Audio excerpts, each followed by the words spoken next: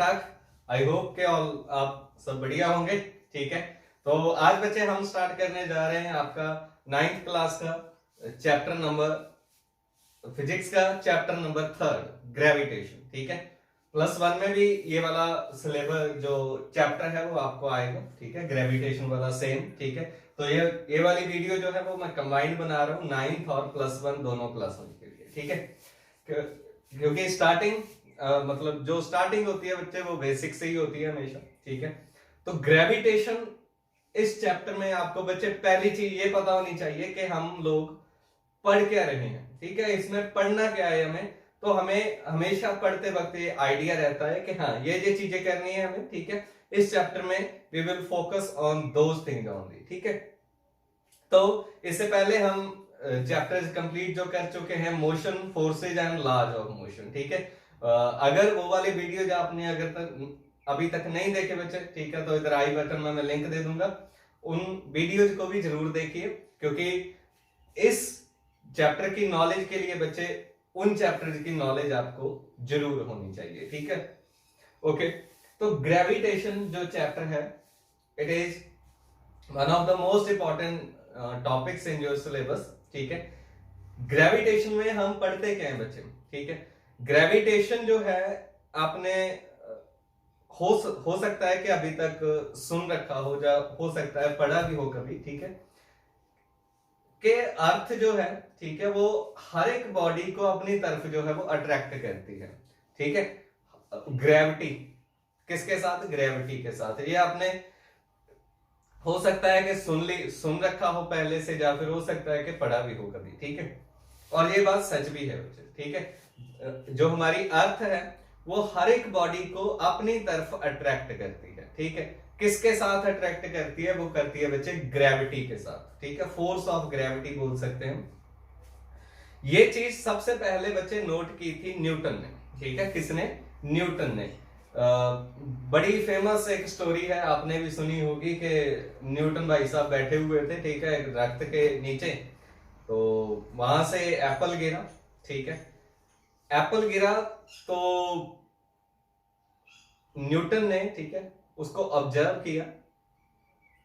अगर मैं बैठा होता मैं हो सकता था कि उसको उठा के खा ही लेता। ठीक है, कुछ ना सोचता, लेकिन न्यूटन ने, ठीक है, सोचा क्या कि ये जो एप्पल है वो नीचे ही क्यों आया, वो क्यों किसी और डायरेक्शन में नहीं चला गया, क्यों वो इधर इधर जब ऊपर को क्यों नहीं चला गया, क्यों, why always things come downwards. ठीक है, ये चीज उसके माइंड में आई। ठीक है, वैसे तो अगर हम सोचे, ठीक है, कुछ लोग बोलते हैं कि नीचे ही आएगी और किधर जाएगी, बस। ठीक है, मतलब फर्क होता है बच्चे मेंटालिटी का, हमारी का। ठीक है, नीचे ही आएगी और कहां जाएगी। ठीक है, ये सोचने वाले जो लोग हैं, ठीक है, वो रिसर्च नहीं करना चाहते। ठीक है, जो चीजें हैं उन्हीं को मानना चाहते हैं। ठीक है, तो ऑब्वियस नीचे आएंगी बॉडीज, लेकिन सोचना तो ये भी बनता है कि किसी और तरफ क्यों नहीं जाती। ठीक है, तो यही न्यूटन ने सोचा था बच्चे। ठीक है, न्यूटन ने ये चीज सोची तो ही इतनी सारी जो चीजें थी, ठीक है, वो बनी। ग्रेविटेशन फोर्सेस के बारे में पढ़ते हैं हम। ठीक है, सबसे पहले जो नॉन फोर्सेस थी बच्चे वो ग्रेविटेशनल फोर्सेज ही थी। ठीक है, फोर्सेज का जो किसी मतलब नेचर की फोर्स के बारे में सबसे पहले जब बात हुई थी वो ग्रेविटेशनल फोर्सेज के बारे में बात हुई थी। ठीक है, तो चलिए, न्यूटन ने सोचा कि why it is always following downwards. ठीक है, नॉट इन अदर डायरेक्शन, क्यों। ठीक है, तो उसी चीज को उसने स्टडी करना शुरू किया। ठीक है, फिर धीरे धीरे लोगों को बताना शुरू किया कि अर्थ जो है वो अट्रैक्ट करती है हर एक बॉडी को अपनी तरफ। ठीक है, फिर धीरे धीरे स्टडी करते करते, ठीक है, उन्होंने फिर ये बताया कि सिर्फ अर्थ ही नहीं बल्कि हर एक बॉडी हर दूसरी बॉडी को अपनी तरफ अट्रैक्ट करती है। बोलिए, ठीक है, मतलब इस यूनिवर्स में, पूरे यूनिवर्स में हर एक बॉडी बच्चे हर दूसरी बॉडी को अपनी तरफ अट्रैक्ट करती है। किसके साथ अट्रैक्ट करती है, वो उन्होंने बताया कि ग्रेविटेशनल फोर्सेज वो फोर्सेज हैं जिनके साथ हर एक बॉडी हर दूसरी बॉडी को अपनी तरफ अट्रैक्ट करती है। ठीक है, तो ये ग्रेविटेशनल फोर्सेज क्या है बच्चे? ठीक है, ग्रेविटेशनल फोर्सेज वो वाली फोर्सेज होती हैं, ठीक है, विद विच ईच बॉडी, ठीक है, attract every other body towards itself. ठीक है, इसके बारे में उसके बाद, ठीक है, ग्रेविटेशनल फोर्सेज के बारे में ही न्यूटन ने लॉ बनाया, ठीक है, जिसको हम बोलते हैं Newton's law of gravitation. Newton's law of gravitation, ठीक है, या फिर इसको बोलते हैं यूनिवर्सल लॉ ऑफ ग्रेविटेशन। ठीक है, क्योंकि बहुत ज्यादा स्टार्ट करने के लिए और कुछ नहीं है, ये फंडामेंटल है बच्चे। न्यूटन लॉ जो है वो फंडामेंटल है फिजिक्स के one of the fundamental laws में से एक लॉ है, जो पूरी की पूरी ग्रेविटेशन है, ठीक है, वो रुकी हुई है बच्चे, बेस्ड है on the Newton law of gravitation. ठीक है, तो न्यूटन लॉ ऑफ ग्रेविटेशन है क्या बच्चे? अकॉर्डिंग टू दिस लॉ, ठीक है, इट स्टेट्स दैट क्या स्टेट करता है कि every body in this universe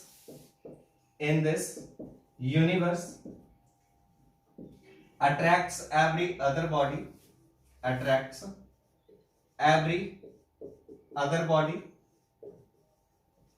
ठीक है, with a force which is directly proportional to product of their masses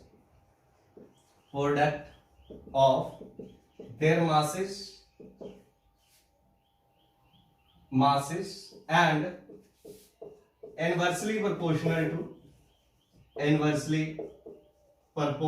to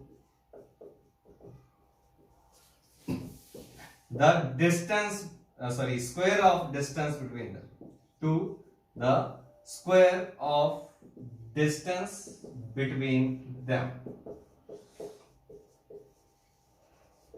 ठीक है, ये है बच्चे स्टेटमेंट, थोड़ी सी बड़ी है, ठीक है, लेकिन है क्या, देखिए समझने में कुछ बहुत ज्यादा नहीं है। क्या बताया था न्यूटन ने कि हर एक बॉडी इस यूनिवर्स के अंदर हर दूसरी बॉडी को अपनी तरफ अट्रैक्ट करती है। जैसे आपको पहले बताया, किसके साथ अट्रैक्ट करती है बहु? फोर्सेज के साथ, ठीक है, एक फोर्स के साथ। वो फोर्स क्या होती है बच्चे?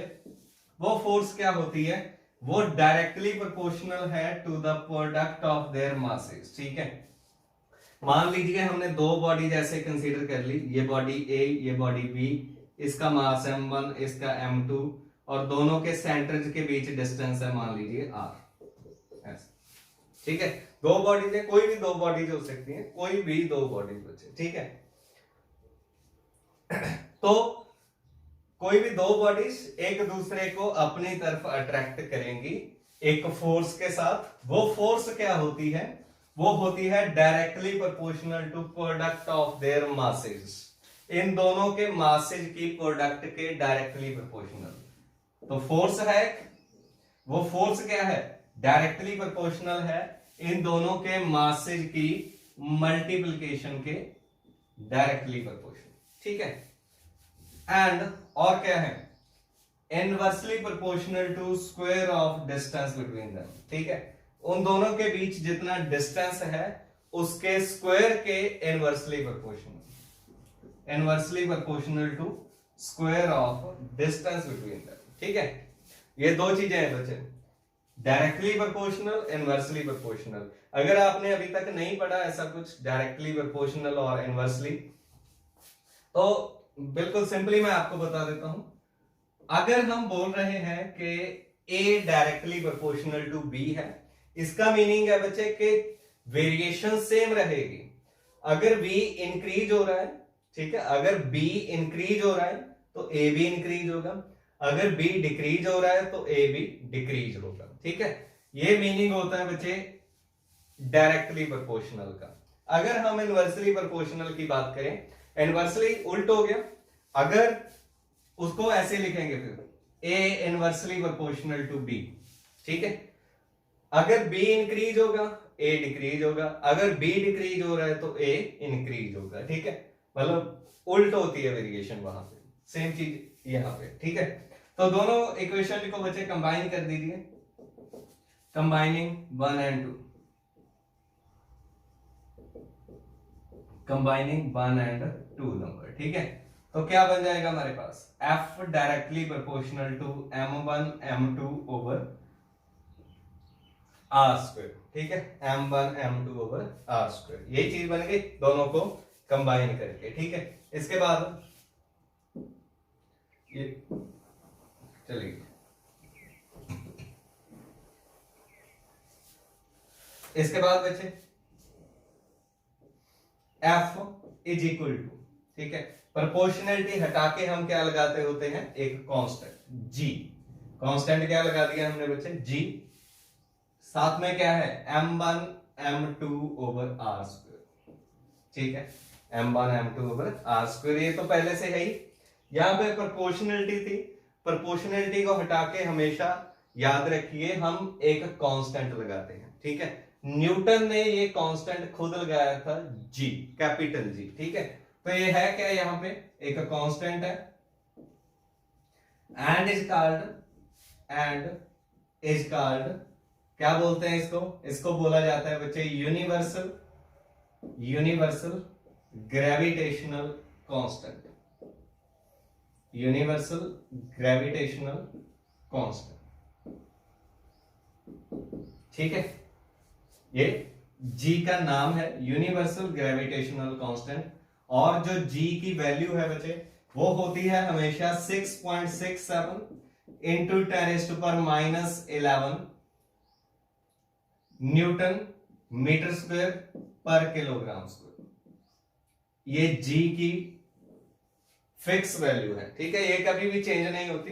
इसको g की जो वैल्यू थी ना, इसको कैलकुलेट किया था बच्चे हेनरी कैवेंडिश ने, ठीक है। It was calculated by Henry Cavendish, ठीक है।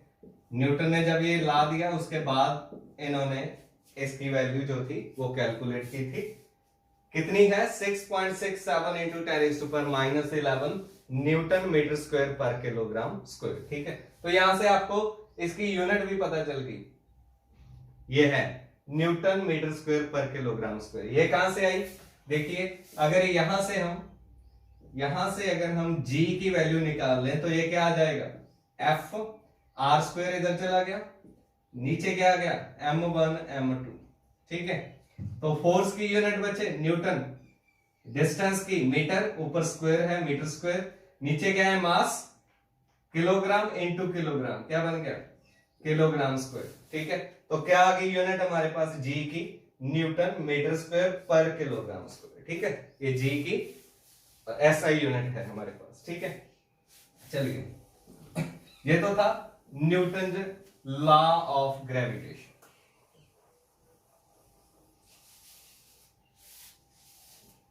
ठीक है। इसके बाद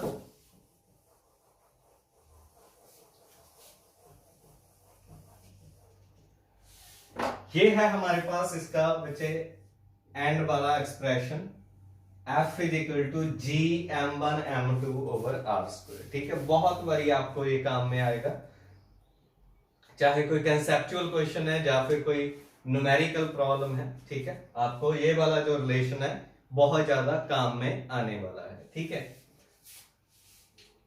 तो यहां पे फोर्स कौन सी है बच्चे, ग्रेविटेशनल फोर्स है, ठीक है। कौन सी फोर्स है ये, ग्रेविटेशनल फोर्स है, ठीक है।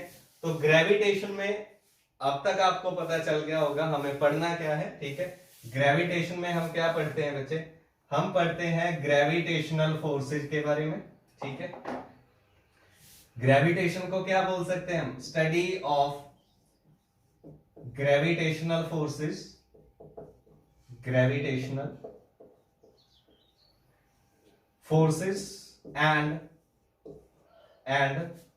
इट्स इफेक्ट्स, ठीक है, जो जो इसके इस फोर्स के इफेक्ट होते हैं उनको भी पढ़ेंगे यहाँ पे, ठीक है। चलिए, न्यूटन लॉ ऑफ ग्रेविटेशन करने के बाद बच्चे हम आते हैं अर्थ के ऊपर, ठीक है। पहले क्योंकि जो ग्रेविटेशनल फोर्स है ये सिर्फ अर्थ के लिए नहीं है, आपको जैसे पहले बताया, ठीक है। They act among all the bodies in the universe, ठीक है। कोई भी दो बॉडीज उनके बीच कौन सी फोर्सेज लगेंगी, ग्रेविटेशनल फोर्सेज लगेंगी, ठीक है। एक चीज और यहां से जो आपको याद रखने वाली है, जो ग्रेविटेशनल फोर्स है बच्चे वो किसके कारण है, they are due to mass of body, ठीक है। किसके कारण, due to mass of body. अगर बॉडी का मास नहीं है, अगर बॉडी का मास नहीं है, जीरो है, तो ग्रेविटेशनल फोर्सेज भी क्या बन जाती हैं, जीरो बन जाती है, ठीक है। क्योंकि ये तो कांस्टेंट है बच्चे, जी तो है ही कांस्टेंट, इसकी तो वैल्यू ये है। आर डिस्टेंस की भी कोई ना कोई वैल्यू होगी, ठीक है। लेकिन अगर m जीरो है, अगर m जीरो है, किसी भी एक बॉडी का भी मास अगर जीरो हो जाता है तो ग्रेविटेशनल फोर्सेज क्या बन जाती हैं, जीरो बन जाती हैं, ठीक है। तो ग्रेविटेशनल फोर्सेज जो है, फोर्सेस एक्ट, ठीक है, due to masses of bodies, masses of bodies, ठीक है।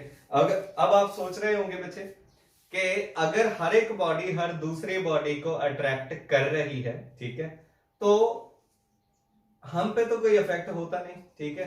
आप कोई दो पर्सन खड़े हो जाओ साथ में, आपका भी तो मास है, आप दोनों भी, इवन आप दोनों भी एक दूसरे को अट्रैक्ट कर रहे हो, ठीक है। ये बुक्स पड़ी हुई हैं, इनका कोई मास है, मेरा भी मास है, हम भी दोनों एक दूसरे को अट्रैक्ट कर रहे हैं, लेकिन हमें इफेक्ट शो नहीं होता बच्चे। उसका रीजन क्या है, उसका रीजन है हमारे स्मॉल मासेस, ठीक है, हमारे स्मॉल मासेस। जैसे आपको बताया ग्रेविटेशनल फोर्सेज मासेज की वजह से लगती हैं, हमारा मास है तो सही बच्चे, लेकिन बहुत बहुत ज्यादा कम है, ठीक है। सुनने को तो जैसे मेरा 68 है, ठीक है, इंसानों के अकॉर्डिंग तो मतलब है, अच्छा है, ठीक है, ठीक ठाक है, बहुत ज्यादा भी नहीं बहुत कम भी नहीं। लेकिन अगर हम विद रिस्पेक्ट टू यूनिवर्स देखें, ठीक है, तो हमारा मास बच्चे इतू सा है, इतू सा, ठीक है, बहुत ज्यादा नेग्लिजिबल, ठीक है। मास जब बहुत ज्यादा होगा, इसकी वैल्यू काफी ज्यादा बड़ी होगी, तब ग्रेविटेशनल फोर्सेज का इफेक्ट हमें देखने को मिलता है, ठीक है। जैसे अर्थ है, अर्थ का मास कितना ज्यादा है, ठीक है, तो हाँ, इसीलिए हर एक बॉडी को वो अपनी तरफ अट्रैक्ट कर लेती है, ठीक है। ऐसे ही हर एक प्लेनेट जो है वो सन के अराउंड बच्चे रिवॉल्व कर रहा है, ये हमें पता है, ठीक है। वो किसके कारण करता है, क्योंकि ग्रेविटेशनल फोर्सेज जो है वो उनको उनके ऑर्बिट में बाउंड करके रखती हैं, उनको एक तरह से बांध के रखती हैं अराउंड द सन, ठीक है।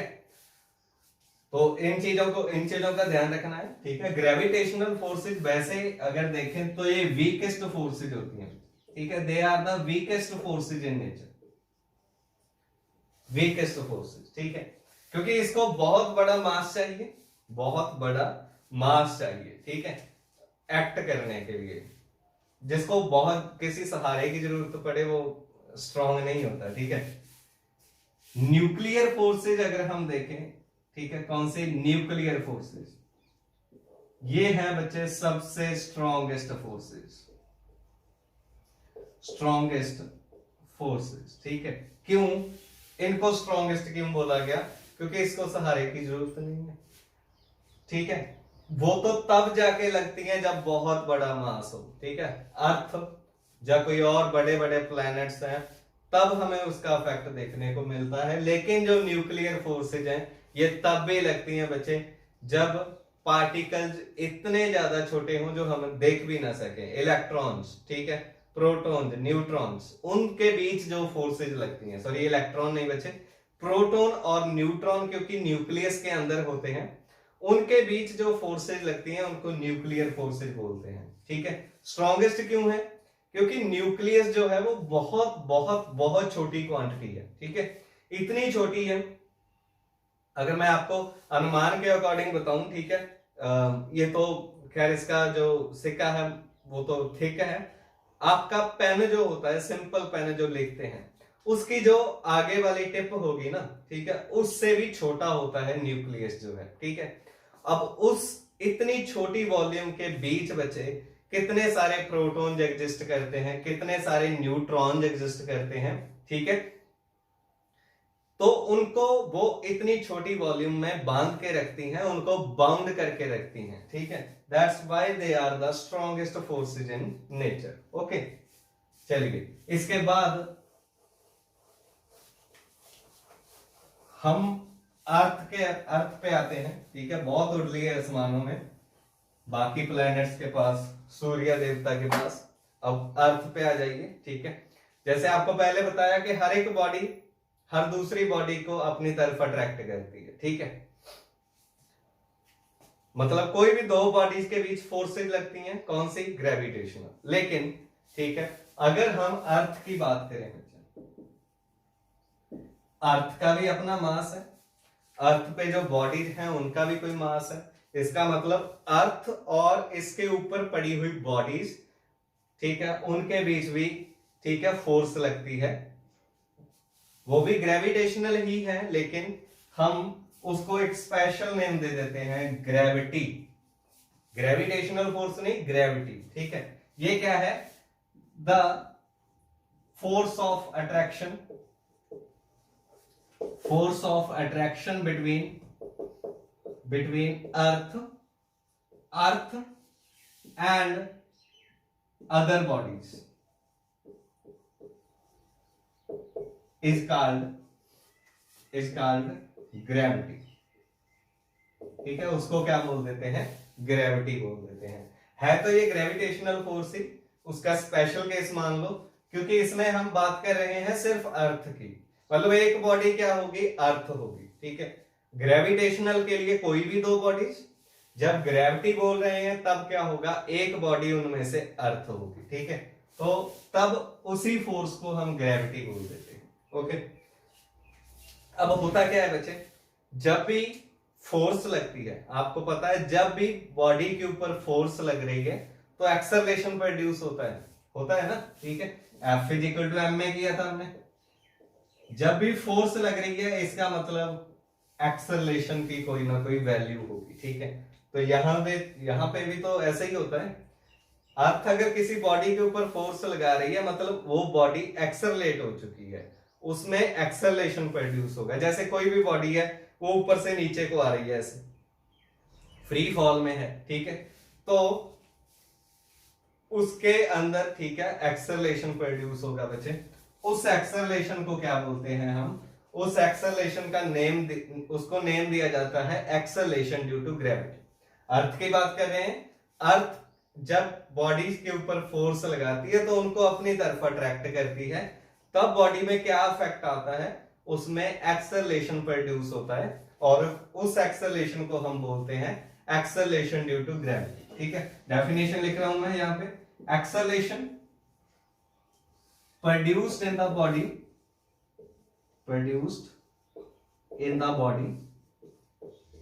ठीक है, when it is under the effect of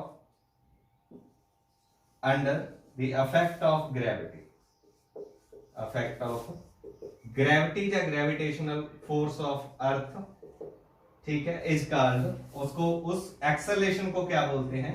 उसको बोला जाता है बच्चे acceleration due to gravity. Acceleration due to gravity, ठीक है। जी से डिनोट करते हैं इसको, स्मॉल जी से। यहां पे एक्सेलरेशन ए से है, यहां पे जी से है ये भी एक्सेलरेशन सेम रहेगा, सारा कुछ वेक्टर क्वांटिटी है, यूनिट क्या है? मीटर पर सेकंड स्क्वायर। जो चीजें एक्सेलरेशन वाली है, सेम चीज यहां पे आएगी, ठीक है। अब देखिए, मान लीजिए हमारे पास यहां पे कोई दो बॉडीज कंसीडर करते हैं, ठीक है, दो बॉडीज में से एक कौन सी होनी चाहिए, एक कौन सी होनी चाहिए हमारे पास, अर्थ। ठीक है, मान लीजिए ऐसे ये है अर्थ, ठीक है, कोई एक बॉडी इसके सरफेस के ऊपर पड़ी हुई है ऐसे, ठीक है, ये अर्थ है जिसका रेडियस है आर, कैपिटल आर, ठीक है, और इसका मास हम मान लेते हैं कैपिटल एम, अर्थ का मास कैपिटल एम, और ये जो बॉडी है इसका मास बचे हमने मान लिया स्मॉल एम। ठीक है, तो दोनों के बीच डिस्टेंस क्या होगा, जितना रेडियस है, ठीक है, अर्थ का। तो अगर हम अप्लाई करें वहां पे, applying Newton law of gravitation, ठीक है, न्यूटन लॉ अगर अप्लाई करें, क्या आया था Newton law, F is equal to G m1 m2 था। यहां पे मासेज कौन कौन से हैं, m और m, m ओवर क्या आएगा, r, जितना डिस्टेंस है दोनों बॉडीज के सेंटर के बीच, डिस्टेंस कितना होगा, कैपिटल R स्क्वायर, यही था न्यूटन लॉ। ठीक है, also according to second law of motion, second law of motion के अकॉर्डिंग क्या आता है बच्चे, फोर्स किसके इक्वल होती है, मास इनटू एक्सेलरेशन, क्योंकि यहां भी फोर्स है, फोर्स इसके इक्वल भी होती है mass into acceleration. F is equal to m, body का मास क्या है m कैपिटल स्मॉल, इनटू क्या है एक्सेलरेशन। अब एक्सेलरेशन जो अर्थ की ग्रेविटेशनल फोर्स के कारण प्रोड्यूस होगा उसको हम क्या बोलते हैं, acceleration due to gravity, g से डिनोट किया जाता है, mg। ठीक है, दोनों इक्वेशन बन गई।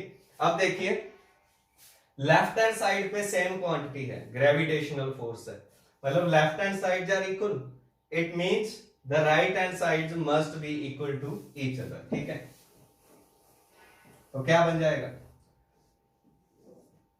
दोनों को इक्वल रख लीजिए, क्या आ गया, G M M over R square is equal to M G, यही आ जाएगा, दोनों को इक्वल रख लिया, एम से एम कैंसिल, क्या आ गया, जी की वैल्यू क्या आई हमारे पास, G M over R square. ठीक है, ये आ गया हमारे पास एक्सेलरेशन ड्यू टू ग्रेविटी के लिए relation, g is equal to G M over R square. ठीक है, अब ये सारी चीजें बच्चे क्या है, कांस्टेंट है, g एक कांस्टेंट है, अर्थ का मास कांस्टेंट है, ठीक है, m क्या था, कैपिटल m क्या था, अर्थ का मास, r क्या है, रेडियस ऑफ अर्थ, वो भी कांस्टेंट है।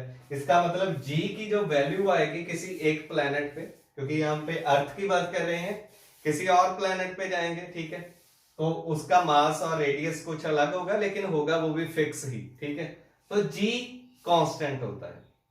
ठीक है, एक प्लेनेट के लिए g कांस्टेंट है।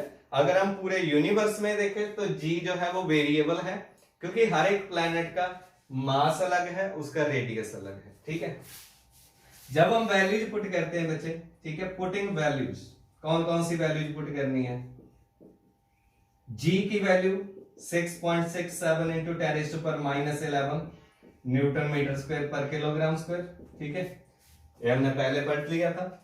अर्थ का मास कितना होता है, अर्थ का मास, इसका मास होता है बच्चे 6 इंटू 10⁻24 किलोग्राम, याद रखनी है वैल्यू। और जो रेडियस है अर्थ का, ये होता है बच्चे 6400 किलोमीटर, कितना, 6400 किलोमीटर। इसको मीटर में कर लीजिए, ये आ जाएगा 64 इंटू 10⁵ मीटर, 1000 के साथ मल्टीप्लाई करके। जब ये तीनों वैल्यू पुट करते हैं बच्चे, ठीक है, तो we get g is equal to 9.8 metre पर सेकंड स्क्वायर। ठीक है, अर्थ के लिए जो एक्सेलरेशन ड्यू टू ग्रेविटी की वैल्यू है वो होती है 9.8 मीटर पर सेकंड स्क्वायर। ठीक है, ये याद रखें, ये हमने ये वैल्यू पुट करके कैलकुलेट करके उसके बाद ये वाला रिजल्ट आया है। ठीक है, अब 9.8 क्योंकि बहुत ज्यादा क्लोज है बच्चे 10 के, ठीक है, 10 के, तो कई बार इसको 10 मीटर पर सेकंड स्क्वायर ले लिया जाता है। ठीक है, सिंप्लीफिकेशन के लिए। ठीक है, सिंप्लीफिकेशन के लिए चलिए, और g की वैल्यू अगर हम सेंटर पे देखें, अर्थ के सेंटर पे, यहां पे ठीक है। यहाँ पे बच्चे g जो है वो 0 के इक्वल होता है। किसके इक्वल? 0 के इक्वल। क्यों?